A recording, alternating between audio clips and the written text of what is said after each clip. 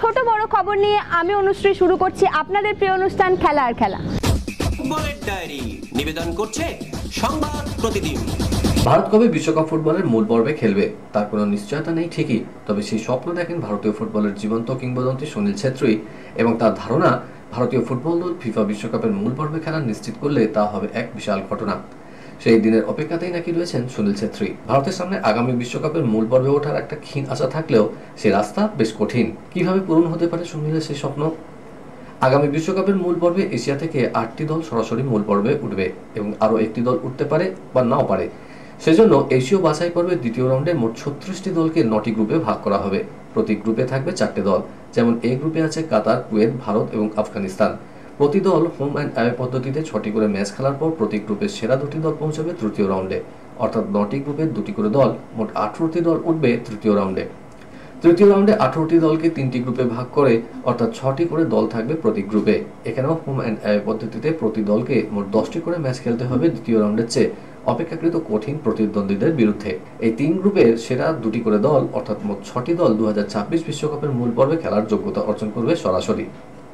চতুর্থ রাউন্ডে ওঠা 6টি দলকে 2টি গ্রুপে ভাগ করা হবে, প্রতি গ্রুপে থাকবে 3টি করে দল। এই রাউন্ডে প্রতিটি দলকে বাকি 2 প্রতিপক্ষের বিরুদ্ধে একবার করে খেলতে হবে নিরপেক্ষ ভেন্যুতে।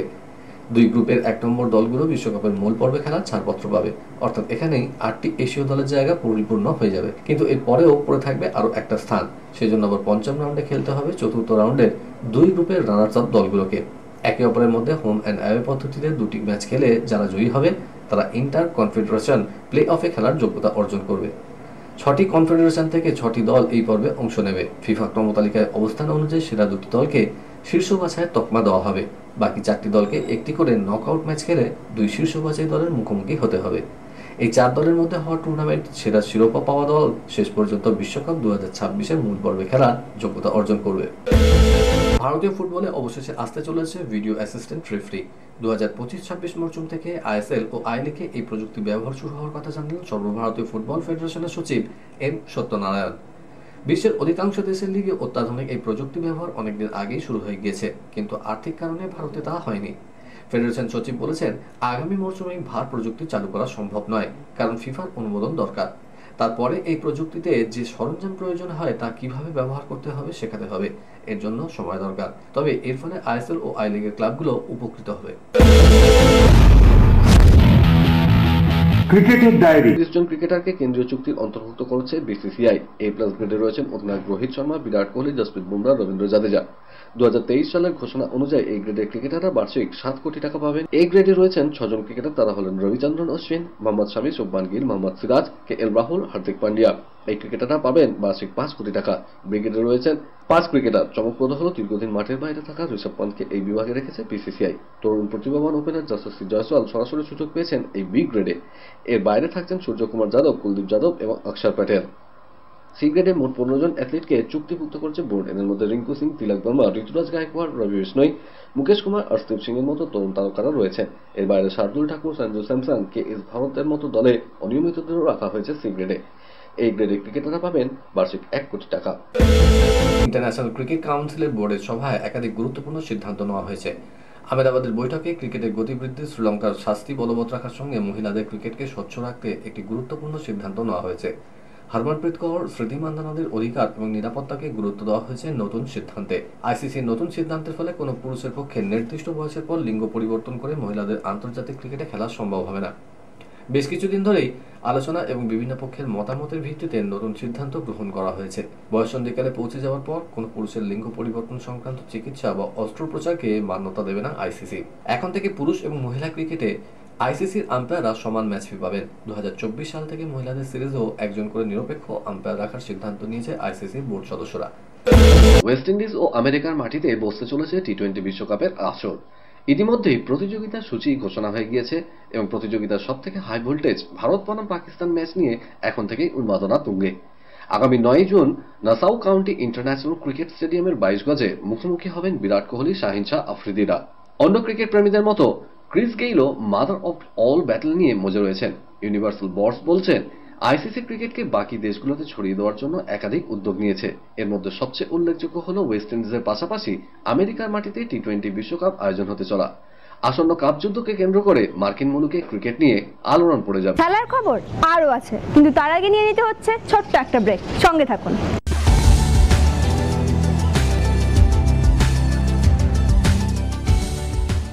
কেআরকে নিউজ মিডিয়া প্রযোজিত সাপ্তাহিক বিনোদনমূলক অনুষ্ঠান বিনোদন.com দেখুন প্রতি শনিবার ঠিক রাত 10:15 আপনাদের প্রিয় চ্যানেল ভিশনে।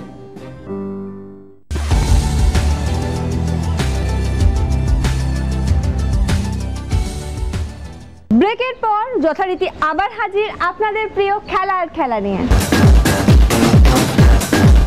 বিদেশের ডায়েরি। পিএসজি ছেড়ে আল হিলালে সই করেছেন নেইমার। প্যারিস থেকে সৌদি আরবে পাড়ি দেওয়ার পরে পিএসজির উপর ক্ষোভ উগড়ে দিয়েছেন ব্রাজিলীয় তারকা। নেইমার জানিয়েছেন তিনি এবং মেসি পিএসজিতে নরকে ছিলেন। গ্লোবোকে দেওয়া এক সাক্ষাৎকারে নেইমার পিএসজির সমালোচনা করেছেন। 31 বছর বয়সী নেইমার পিএসজির হয়ে 118টি গোল করেন 173টি ম্যাচ খেলে। ব্রাজিলীয় তারকা আরো বলছেন, পিএসজিতে আমরা খুব হতাশ ছিলাম। আমরা ওখানে নিজেদের সেরাটা দিতে চেয়েছিলাম, চ্যাম্পিয়ন হতেই গিয়েছিলাম। ইতিহাস তৈরি করার ইচ্ছা ছিল আমাদের, দুর্ভাগ্যক্রমে আমরা সফল হইনি। কেআরকে নিউজ মিডিয়া প্রযোজিত সাপ্তাহিক বিনোদনমূলক অনুষ্ঠান বিনোদন.com দেখুন প্রতি শনিবার ঠিক রাত 10:15 আপনাদের প্রিয় চ্যানেল ভিশনে।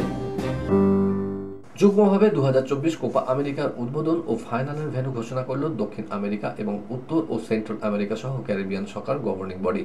20 জুন থেকে শুরু শতাব্দী প্রাচীন এই টুর্নামেন্ট। উদ্বোধনী ম্যাচ আয়োজিত হবে আটলান্টায়, ফাইনাল আয়োজিত হবে দক্ষিণ ফ্লোরিডার মায়ামিতে। দ্বিতীয়বারের জন্য লাতিন আমেরিকার বাইরে আয়োজিত হতে চলেছে কোপা আমেরিকা।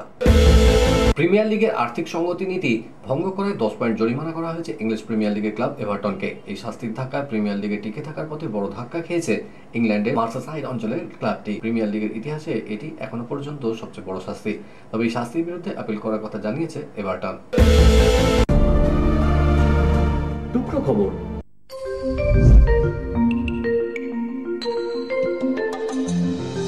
এশিয়ান গেমসে ইকুয়েস্ট্রিয়ান ইভেন্টে সোনা জিতে শৈশবের ছড়াটাকে যেন জীবন্ত করে তুলেছিলেন বালিগঞ্জের অনুষ আগরওয়াল। মাত্র 4 বছর বয়সে টালিগঞ্জ ক্লাবে তাকে প্রথমবার ঘোড়ার পিঠে চড়িয়েছিলেন বাবা গৌতম আগরওয়াল। ব্যাস, তখন থেকেই হর্স রাইডিং এ প্রেমে পড়ে যাওয়া। আর পিছনে ফিরে তাকাতে হয়নি। সদ্য সমাপ্ত এশিয়াডের দলগত ইভেন্টে সোনা জেতার পাশাপাশি ব্যক্তিগত ড্রেসেজেও ভারতকে প্রথমবার ব্রোঞ্জ এনে দিয়েছেন তিনি। দেশের নাম উজ্জ্বল করে শহরে ফেরার পর তাকে বাইপাসের ধারে এক হোটেলে সংবর্ধিত করা হয়েছে। সেখানেই এক সাক্ষাৎকারে অনুষ বলছেন, সত্যি বলতে কি এতটা আশা করিনি। মানুষের ভালোবাসায় আমি আপ্লুত, সেই সঙ্গে বেড়ে গেল প্রত্যাশা পূরণের দায়িত্ব। এখন প্যারিস অলিম্পিক্সের যোগ্যতা অর্জন করাই প্রধান লক্ষ্য আমার। সর্বকালের অন্যতম সেরা তারকা তারা দুজনেই কার্যত একক কৃতিত্বে দেশকে বিশ্বকাপে চ্যাম্পিয়ন করেছেন। 1998 সালে ফ্রান্সের বিশ্বসেরা হওয়ার নেপথ্যে প্রধান কারিগর ছিলেন জিনেদিন জিদান। গত বছর প্রায় একইভাবে কাতারে আর্জেন্টিনাকে বিশ্বকাপ জিতিয়েছিলেন লিওনেল মেসি। একটি আন্তর্জাতিক ক্রীড়া সরঞ্জাম প্রস্তুতকারক সংস্থার অনুষ্ঠানে একে অপরকে প্রশংসায় ভরিয়ে দিয়েছেন এই দুই কিংবদন্তি। মেসিকে জাদুকর আখ্যা দিয়েছেন জিদান। মেসি প্রসঙ্গে একটা শব্দই বলবো, জাদু। ওর সঙ্গে আমার নিয়মিত দেখা হয় না, তাই এই মুহূর্তটা আমার কাছে খুবই গুরুত্বপূর্ণ। লিওকে জানাতে পারবো যে ওকে আমি কত পছন্দ করি, বলছেন জিদান। তিনি যোগ করে আরো বলছেন, বল ধরার আগে লিও জানে ওকে কি করতে হবে, ও আমার চেয়ে অনেকটাই এগিয়ে।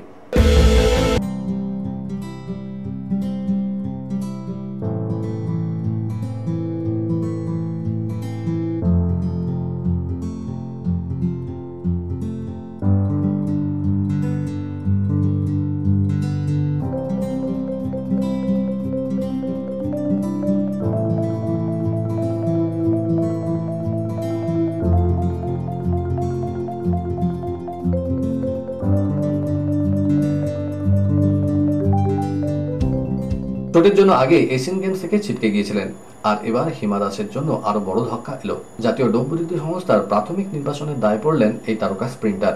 জাতীয় ডোপ বিরোধী সংস্থা সব অ্যাথলেটেরই নিয়ম মাফিক টেস্ট নেয়। 12 মাসে 3টি ডোপ টেস্ট দেওয়ার কথা ছিল হিমার, কিন্তু হিমা সেই টেস্ট পরীক্ষা দেননি। সেই জন্যই নির্বাচনের মুখে পড়লেন অসমের এই কন্যা। সদ্য আলোড়ন ফেলেছেন নেইমার। পিএসজি থেকে আল হিলালে যোগ দিয়েছেন। 2 বছরের চুক্তির পরিমাণ প্রায় $98 মিলিয়ন, ভারতীয় মুদ্রায় প্রায় 813 কোটি টাকা। বার্সেলোনা থেকে পিএসজিতে এসেছিলেন $222 মিলিয়ন 5 বছরের রেকর্ড চুক্তিতে। এবার শুধু চুক্তির অর্থই পারিপার্শ্বিক নজরানাও কম নয়। নেইমারকে 3টি বিলাসবহুল গাড়ি, Bentley Continental GP, Aston Martin DBX এবং ল্যাম্বরগিনি হারিকেন দিয়েছে। নেইমারের পরিবারের জন্য 4টি মার্সিডিজ জি ওয়াগন এবং একটি মার্সিডিজ ভ্যান, সঙ্গে 24 ঘন্টার জন্য একজন ড্রাইভারও থাকবে।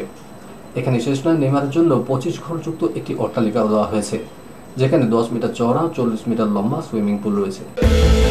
আজ তবে এ পর্যন্তই থাক, আবার দেখা হবে আগামীকাল ঠিক এই সময় এই চ্যানেলে। শুভরাত্রি।